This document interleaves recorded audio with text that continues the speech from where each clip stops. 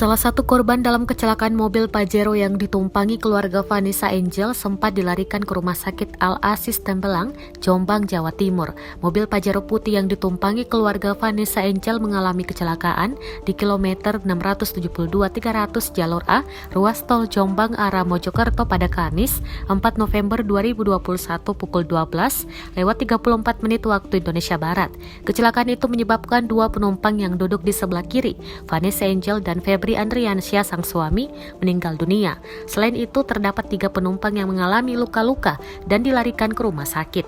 Kapolres Jombang AKBP Agung Setio Nugroho mengungkapkan pengemudi mobil Tubagus Muhammad Jody Pramasetya dan anaknya Vanessa dilarikan ke rumah sakit Kertosono Kabupaten Nganjuk. Sedangkan satu korban lainnya yakni Sisaka Lorenza, asisten rumah tangga keluarga Vanessa Angel, dilarikan ke rumah sakit Al-Aziz Tembelang Kabupaten Jombang.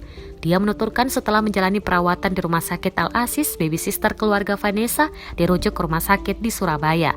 Satu korban luka akibat benturan di kepala, sekarang dibawa ke Surabaya, ke Rumah Sakit Bayangkara, ujar Agung. Dia mengungkapkan terkait kecelakaan kendaraan yang ditumpangi keluarga Vanessa Angel, polisi tidak menemukan adanya jejak pengereman di lokasi kejadian.